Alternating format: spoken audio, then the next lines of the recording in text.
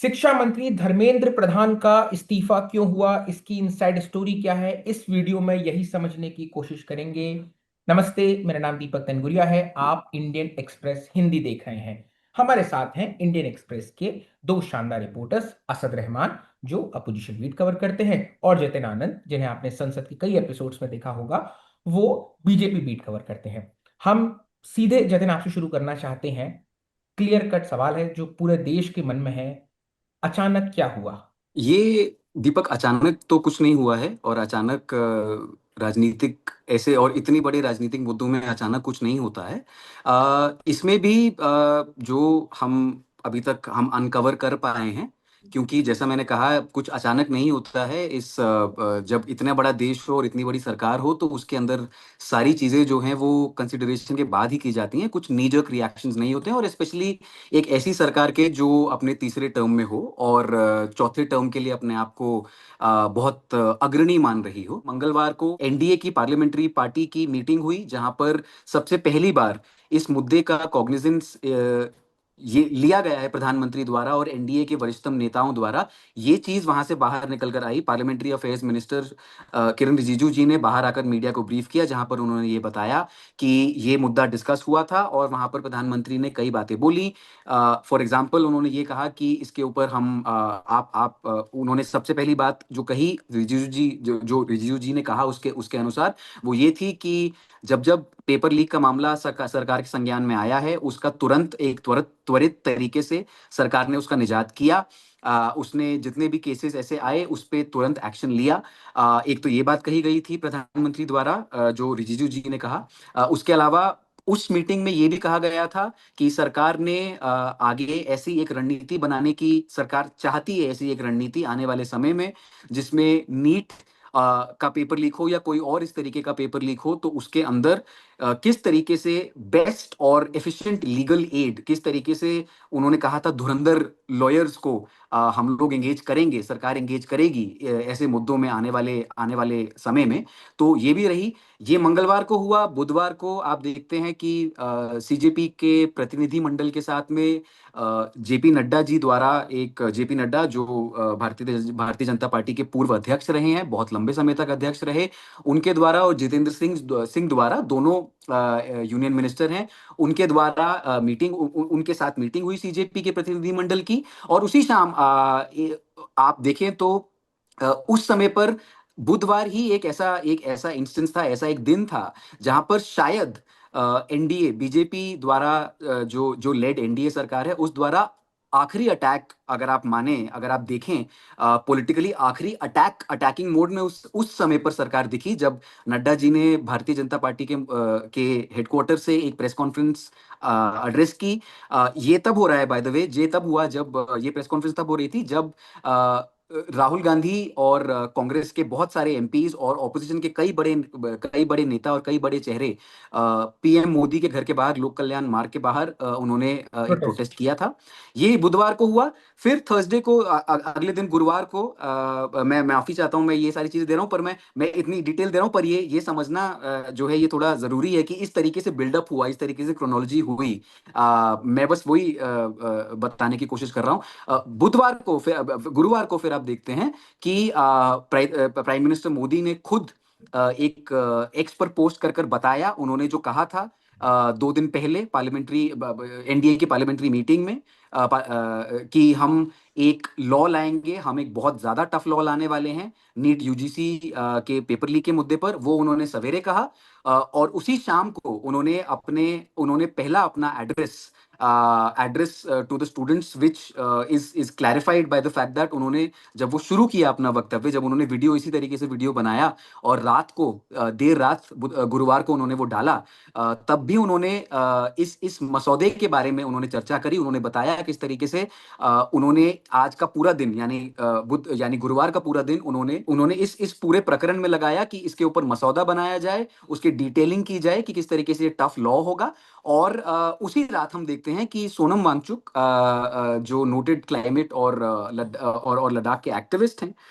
उनका फास्ट भी उसी रात को टूटा। और उसी चंद मिनट के बाद ही प्रधानमंत्री मोदी ने सोनम वांगचुक जी से डायरेक्ट संवाद साधने की कोशिश करी उस तरीके से, और बोला कि आप अपनी आप वापस अपने वेट को रिगेन करें। तो मतलब उस तरीके से एक सामंजस्य दोनों में, सरकार में और वांगचुक जी में हो गया है, इसे अंडरलाइन करने की कोशिश की गई। और कल रात जैसे कि हम जानते हैं, इंस्ट अगेन उन्होंने कैबिनेट की मीटिंग हुई, वहां पर उस मसौदे को पास किया गया, और अब वो बिल के फॉर्म में मंडे के लिए लोकसभा के लिस्ट ऑफ बिजनेस में वो लिस्टेड है। वो बिल जो है वो आने वाला है। तो मैं माफी चाहता हूं, मैं इतना लंबा मैंने बैकग्राउंड दिया, लेकिन पॉइंट ये है कि इन सारी चीजों का, ये सारी चीजें जब हो रही थी, ये सारे पोस्ट, ये सारी आउटरीच इन दैट सेंस जब हो रही थी, तो उसका जो जनता पे प्रभाव पड़ रहा है, या सोशल मीडिया यूजर्स बोल रहे हैं, या जो सब्सक्राइबर्स पीएम मोदी और पार्टी के, भारतीय जनता पार्टी के, और भी सरकार के पास तरीके होते हैं पता करने के, इंटेलिजेंस गैदर करने के, वो ये देख रहे थे, ये गेज किया जा रहा था, असेस किया जा रहा था कि इनका इनका क्या इम्पैक्ट पड़ रहा है जनता पे, पब्लिक ओपिनियन पे, और specially in terms of whether the people are ready to back down. क्या धर्मेंद्र प्रधान का रेजिग्नेशन ही आखिरी एक वन एंड ओनली चीज है जो चाहिए जनता को? क्या इस डिमांड से कोई भी क्या कोई भी इससे इससे डिविएशन हो सकती है? जब सरकार ने ये समझा, पार्टी ने ये समझा कि अब इसके पास और इसके बाद और कोई चारा नहीं रह गया है, धर्मेंद्र प्रधान का रिमूवल या उनका स्टेपिंग डाउन ही एक आखिरी चारा रह गया है सरकार के पास, तब आज हमें बताया गया है, और हम समझ सकते हैं आज फिर जाकर वो फाइनली दोपहर को हुआ है। जब जब ये चीजें, जैसे जैसे ये प्रकरण आगे बढ़ता गया, भीड़ थोड़ी सी ज्यादा उग्र होती गई, और बीच में तो ये भी बात चल रही थी कि शायद सीजेपी और यूथ प्रोटेस्टर्स और जेंजी शायद फिर से एक संसद चलो मार्च कर सकते हैं आने वाले हफ्ते में, या उससे पहले अभी आने वाले अभी इसी वीकेंड में। तो इन सारी चीजों का एक जो मिश्रण हुआ, और ये सर्कमस्टांसेस जो बने, इन परिस्थितियों के चलते फाइनली लगता है सरकार को लगा कि देखिए अब वो पॉइंट ऑफ नो रिटर्न आ चुका है कि जब पब्लिक सेंटिमेंट को ऑनर करना पड़ेगा, और अब हमें ये कर देना चाहिए। सो टाइमिंग जो है, वो हमने कोशिश करी है उसको इससे कनेक्ट करने की, पर अब आगे क्या होता है वो भी हमें देखना पड़ेगा, to be able to actually say कि ये टाइमिंग ही क्यों चूज किया गया, वो हम आगे वाले दिनों में देखते हैं। और मैं असद आपके पास आऊंगा, पर इसी सवाल के साथ ये चीज जोड़नी है। जब इस्तीफा हो गया, दोपहर 2:15 बजे उनका एक्स पर पोस्ट आया और पूरे देश ने वो देखा, उसके बाद बीजेपी के अंदर खाने क्या कुछ बात हुई? आपकी कोई मुलाकात हुई आज दिन भर में किसी, वहां अंदरूनी क्या मामला चल गया? हम एक्स पर तो पोस्ट सबकी देख रहे हैं, जो धर्मेंद्र प्रधान के इस्तीफे पर उनकी बात लिखी जा रही हैं, उनके एनईपी के रोल को याद किया जा रहा है, 100 से छोटे बड़े कार्यक्रम, बीएल संतोष ने कहा ही। बीजेपी के अंदर खाने उनका इस्तीफा कैसे रीड किया गया? बीजेपी के अंदर खाने, देखिए जैसा कि पब्लिकली डॉक्यूमेंटेड है, पब्लिकली अवेलेबल है, पार्टी का कोई ऐसा नेता नहीं है, सीनियर से लेकर जूनियर तक, जूनियर से लेकर सीनियर तक, या कोई कार्यकर्ता, कोई भी ऐसा मंत्री नहीं है, कोई भी ऐसा फेस नहीं है जिसका प्रेजेंस सोशल मीडिया पे हो, कोई भी ऐसा एमपी नहीं है, जैसा मैंने कहा, कोई भी ऐसा सीनियर लीडर नहीं है भाजपा का जिसने धर्मेंद्र प्रधान के लिए सपोर्ट या सॉलिडारिटी एक्सप्रेस ना किया हो। ये पूरा प्रकरण, इस तरफ का जो प्रकरण जो है, in terms of throwing weight behind Dharmendra Pradhan as a senior leader, क्योंकि वो बहुत सीनियर लीडर हैं पार्टी के।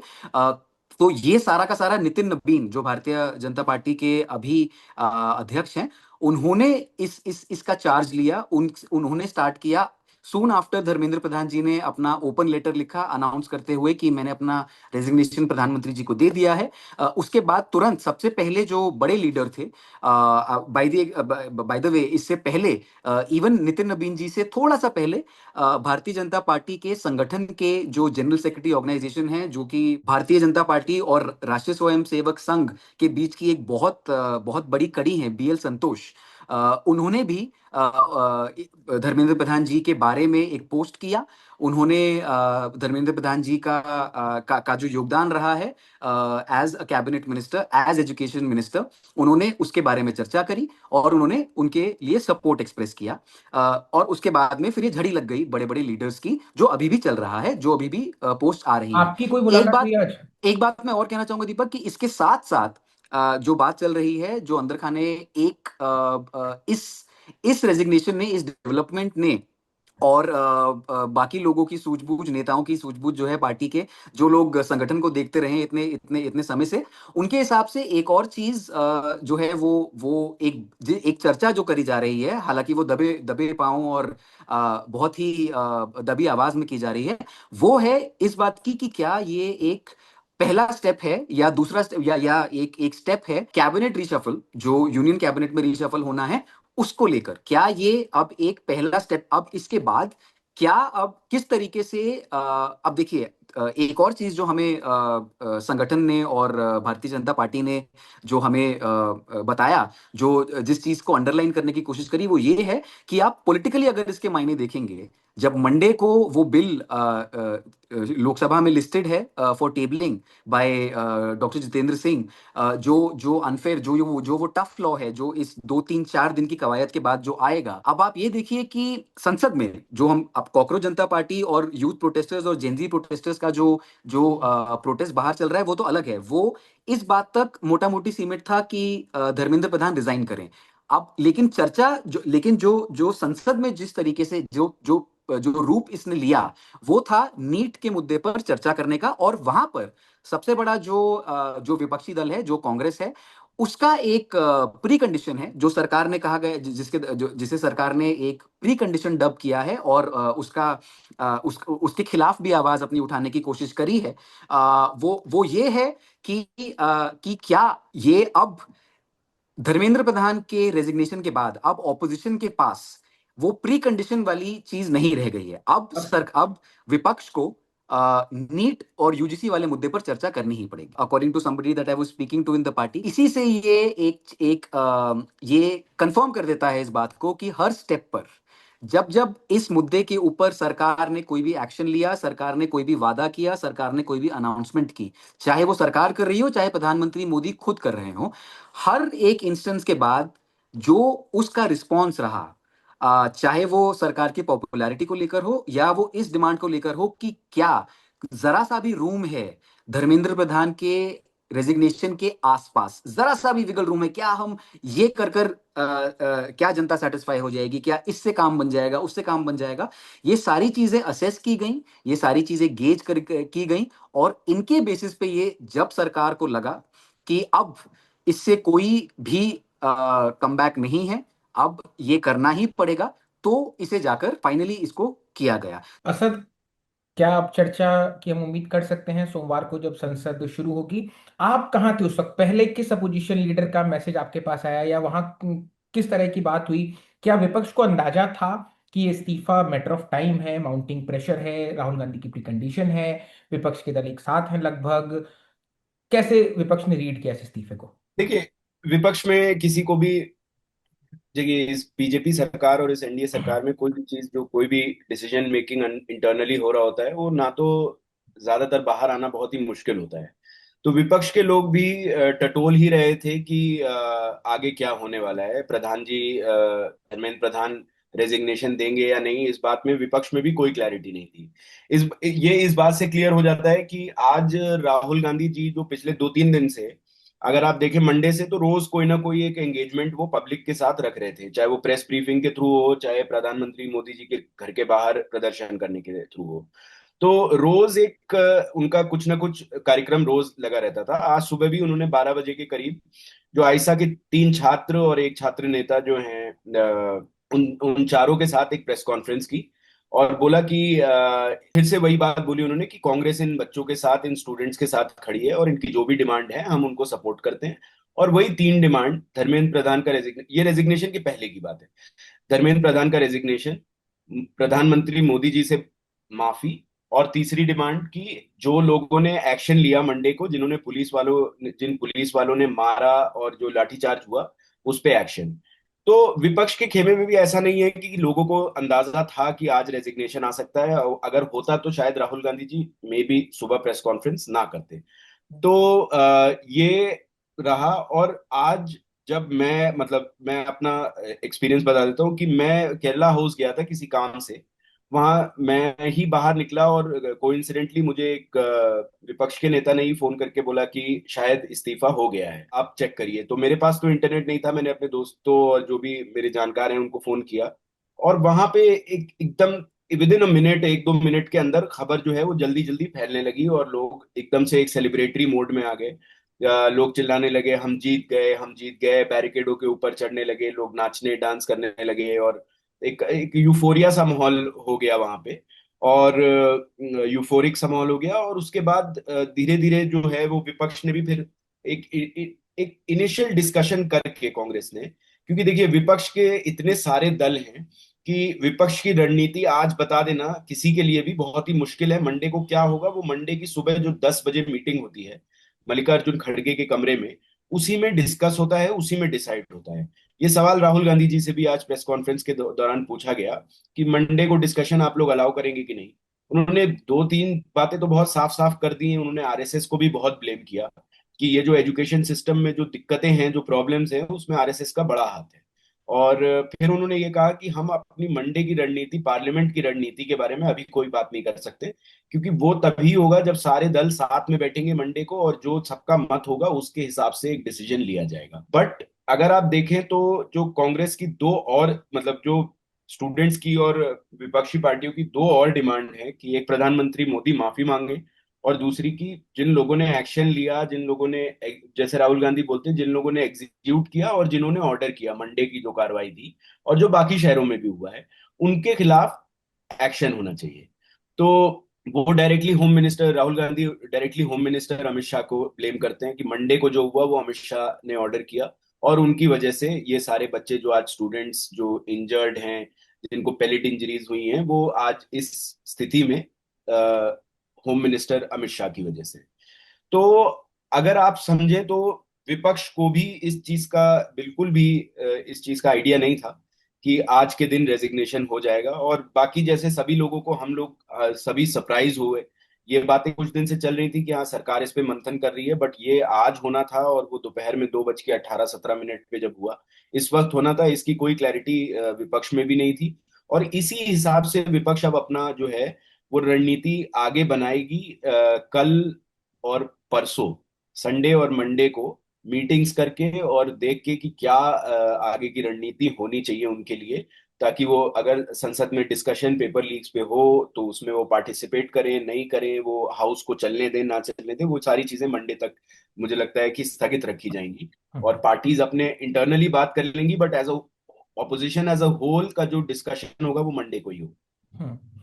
मुझे वो कोट याद है जतिन जी की, राजनीति में कुछ भी अकस्मात नहीं होता है। अगर कुछ अकस्मात अचानक हो रहा है तो उसकी भी पर्याप्त प्लानिंग की गई होगी। तो जब मैं अपने पहले सवाल की पूर्व पीठिका तैयार कर रहा था, तो मेरा अचानक कहने का आशय ये था कि रेजिग्नेशन की डिमांड पर हम लगातार संसद शो में भी इस पर बात कर रहे थे, और भी हम देख रहे थे। कल ही खबरें इस तरह की चल रही थी कि इस्तीफा तो नहीं होगा, इस्तीफे का मतलब जिम्मेदारी से भागना हो जाएगा, और तमाम तरह की न्यूज थी। उसके बाद ये एकदम ऑल ऑफ अ सडन इस्तीफा आना, उसको रीड नहीं। ये तो बिल्कुल सही बात है कि प्रेशर बन रहा था, लगातार राउंड टॉक्स की जा रही थी। आज भी एक मीटिंग होनी थी जो कि बाद में इस्तीफे के बाद हुई। वो मेरे सवाल का में एक आग्रह और आशय था। बहरहाल, दो सवाल है मेरे। इसके बाद धर्मेंद्र प्रधान का राजनीतिक भविष्य क्या है? मैं पहले तो ये एड्रेस करना चाहूंगा दीपक कि आपको याद है जब हम कल शाम को मिले थे ऑफिस में, तो मैंने आपको साइड में ले जाकर मैंने क्या चीज़ आपको एक हिंट दिया था कि अभी थोड़ी देर में क्या हो सकता है। और फिर हम लोगों ने उस पर चर्चा भी करी, पर फिर हम लोग दबी आवाज से ही चर्चा कर पाए उसके बारे में, क्योंकि आपको याद होगा कि कल एक शाम को जो है एकदम से एक हवा सी उड़ी थी कि धर्मेंद्र प्रधान जी जो हैं वो एक एड्रेस टू द नेशन, या एक मतलब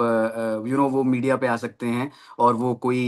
एक प्रेस कॉन्फ्रेंस को या किसी एक ऐसे डायलॉग तो नहीं कहेंगे, पर एक तरीके का वीडियो मैसेज मीडिया के, उनका जिस देश के तरीके सामने आने वाले थे, मीडिया को एड्रेस करने वाले थे। कल शाम मीडिया को को। 8:30 बजे खबर थी, ये जतिन जी ने मुझे चाय पर बताया था कल शाम। जी जी जी, तो इसमें इसमें आपको याद होगा एक और चीज जो है,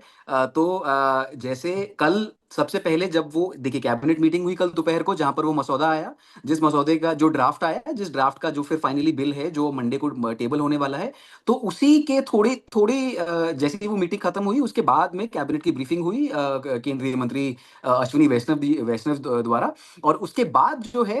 ये खबर आई, ये इमर्ज होने लगी कि एनटीए, नेशनल टेस्टिंग एजेंसी जो है, जो कि एक बहुत बड़ी एक ऑटोनोमस बॉडी है जो मिनिस्ट्री ऑफ एजुकेशन के अंडर आती है, किस तरीके से उसका एक तरीके से डिसमेंटलिंग हो गया है। तो अगर हम ये देखें, अगर हम इसको हम इस कॉन्टेक्स्ट में देखें कि ये धर्मेंद्र प्रधान के रेजिग्नेशन के, एजुकेशन मिनिस्टर के रेजिग्नेशन के क्रम में ये कहाँ आता है, तो ये दूसरी या तीसरी चीज हम इसको मान सकते हैं, क्योंकि इतनी बड़ी, क्योंकि यही ऑटोनोमस बॉडी जो है, यही बॉडी जो है ये इन एग्जाम्स के पीछे इनको कंडक्ट कराती है, और पूरा जिम्मा ए से लेकर जेड तक जो है वो इसी एजेंसी का होता है। तो ये हवा शायद वहीं इसीलिए उड़ी कि एनटीए का जो एक तरीके से डिसमेंटलिंग होने वाला है, तो क्या अगला पॉसिबल जो नेचुरल स्टेप लग रहा था उस समय पर, वो ये था कि धर्मेंद्र प्रधान जी पहले का। ब्यूरोक्रेसी फिर मिनिस्ट्री। जी, मतलब मोटा मोटी, क्योंकि एक तरीके से it was being seen as a, एक तरीके का लग रहा था कि जैसे अकाउंटेबिलिटी फिक्स करने की जो एक लिस्ट है, चेक लिस्ट है, उसका ये नंबर 2 स्टेप था, ये हमने चेक ऑफ कर दिया। अब ये हो गया, तो अब फाइनली जो है हमारे पास सिर्फ ये बचता है। देखिए, प्रधानमंत्री अपील कर चुके हैं, प्रधानमंत्री एनडीए की मीटिंग में इस चीज को बोल चुके हैं, केंद्रीय मंत्री और पार्टी इस बात को एड्रेस कर चुकी है, जो सीजेपी है, जो प्रोटेस्टिंग डेलीगेशन है, उसके साथ एक से ज्यादा बार, मल्टीपल टाइम्स उनसे बात हो चुकी है। जब ये सारी चीजें हो जाती हैं, जब ये सारी पॉसिबिलिटीज एग्जॉस्ट हो गई, तो फाइनली ये आया कि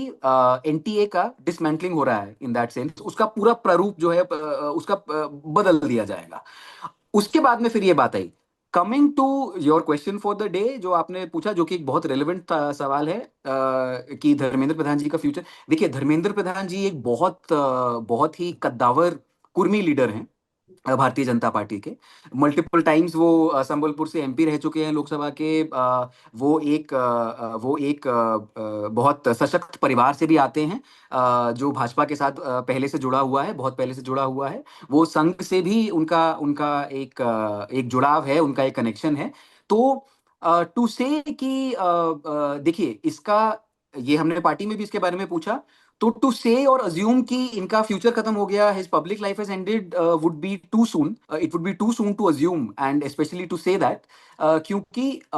उनकी जो ऑर्गेनाइजेशनल पकड़ है, उनकी जो ऑर्गेनाइजेशनल, उनका जो ब्रेन है, उनका जो एक एक्यूमेन है, पॉलिटिकल कैलकुलेशन को लेकर, सीट शेयरिंग को लेकर, इलेक्शंस को लेकर, ऑर्गेनाइजेशनल बातों को लेकर, वो एक ऐसी कैपेबिलिटी है जिसकी वजह से वो अमित शाह जी के बहुत क्लोज माने जाते हैं। He is considered somebody who is not only patronized by mister Amit Shah, जिनको नंबर 2 कहा जाता है इस सरकार में, और पार्टी में भी एक तरीके से, लेकिन he is somebody who is, जिनके क्रेडेंशियल्स प्रोवन हैं इस मामले में। तो जस्ट टू से, देखिए, it is a difference, there is a difference between, अगर उनका tenure as a minister for some reason cut short हो गया है, for this reason, again I mean, not to जज कि उनको रिजाइन करना चाहिए था कि नहीं करना चाहिए था, या किस जंक्चर पे करना चाहिए था, क्या देर हो गई, क्या जल्दी कर दिया, वो सारी बातें अलग हैं, they are subject of discussion. लेकिन एट द सेम टाइम, अगर कोई एक गवर्नमेंटल पोजीशन में कोट एंड कोट परफॉर्म नहीं कर पाया है, इसका मतलब ये नहीं कि उनकी पूरे जीवन की जो पूंजी आती है है। इन टर्म्स ऑफ एक्सपीरियंस, वो जो है वो भी धूमिल हो गई है। So it would be wrong to assume कि ये मतलब this is the end of Dharmendra Pradhan as we know, as the BJP leader. No, I think it will be too early to say that, and I frankly, मतलब ये possibility भी मुझे जो है वो बहुत कम लग रही है, क्योंकि जिस तरीके से संगठन ने, जो मैं इससे पहले बोल रहा था, जिस तरीके से संगठन ने अपना पूरा का पूरा वेट जो है उनके उनके बिहाइंड थ्रो किया है, उनके साथ में सॉलिडारिटी और अप्रिसिएशन, एक्सेप्ट अप्रिसिएशन जो है वो दी गई है, वो दर्शाई जा रही है। सो दैट मीन्स दैट, चाहे जो सरकार में जो उनके साथ हुआ वो हुआ, लेकिन पार्टी में उनका कद जो है वो, मुझे लगता है शायद थोड़ा नीचे आया हो, पर ऐसा नहीं कि मतलब अब इनका कोई, इनकी प्रेजेंस का कोई फर्क नहीं पड़ता। He is still a very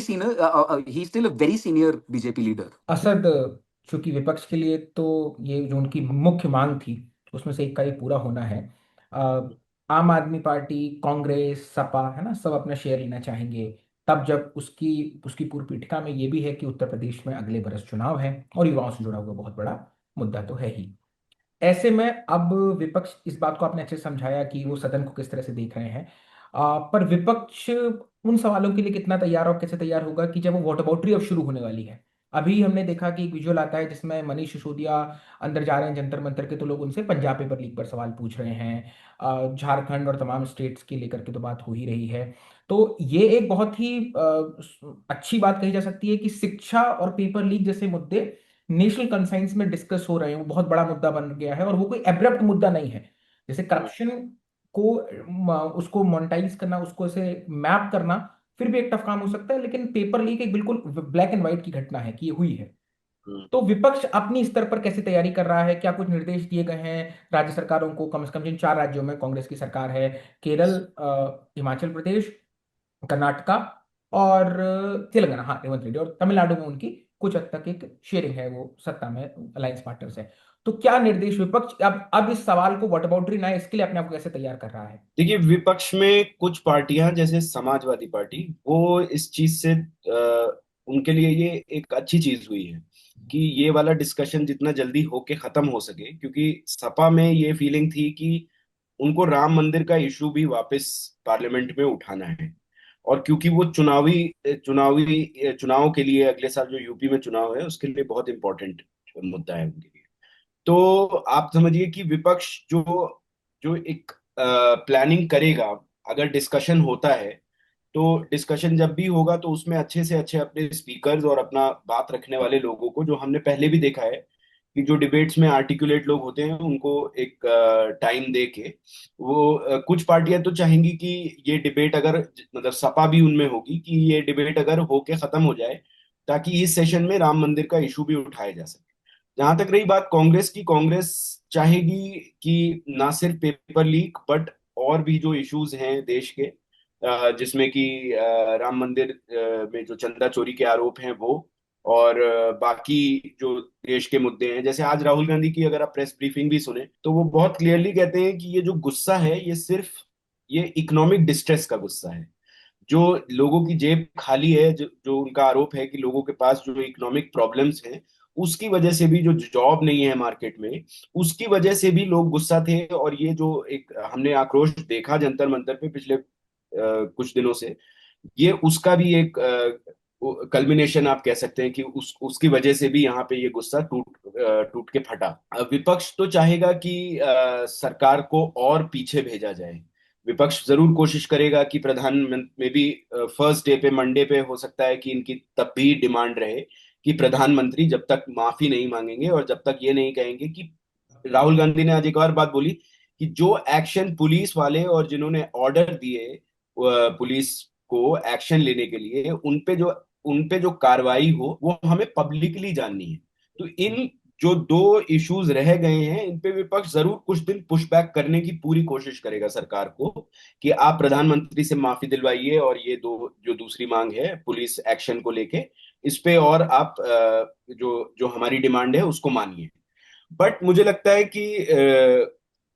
जो विपक्ष के बाकी दल हैं और जो पूरा ओवरऑल कंसेंसस बिल्ड होगा उसमें सूनर और लेटर डिबेट पे अग्रीमेंट होना ही पड़ेगा, क्योंकि जो प्रमुख डिमांड थी वो मान ली गई है सरकार द्वारा। धर्मेंद्र प्रधान ने इस्तीफा दे दिया है और अब मुझे लगता है कि मतलब मे बी मंडे या ट्यूसडे तक विपक्ष भी इस बात पे अग्री कर जाएगा कि डिस्कशन शुरू किया जाए पार्लियामेंट में। वो जो संदर्भ सहित व्याख्या वाले प्रश्न आते होंगे ना, आप उसमें पूरी कॉपी भरते होंगे। इतने एक्सप्लेन के साथ आपने अच्छे समझाया, बहुत बहुत शुक्रिया जतिन और असद आपका। इस पूरे मामले पर हमारी लगातार नजर बनी हुई है, हम आगे भी आपके सामने ऐसे वीडियो प्रेजेंटेशन लेकर आते रहेंगे। हम इस फैसले को, जो फैसला आपके जीवन को प्रभावित करता है, जो फैसला आपके घर की रोजी रोटी, आपके घर परिवार के लोगों या आसपास के वृहद समाज को प्रभावित करता है, उसको टटोलने की, उसको टोहने की इंडियन एक्सप्रेस हिंदी की कोशिश लगातार बनी रहेगी। आप दोनों का शुक्रिया। देखते रहिए इंडियन एक्सप्रेस हिंदी।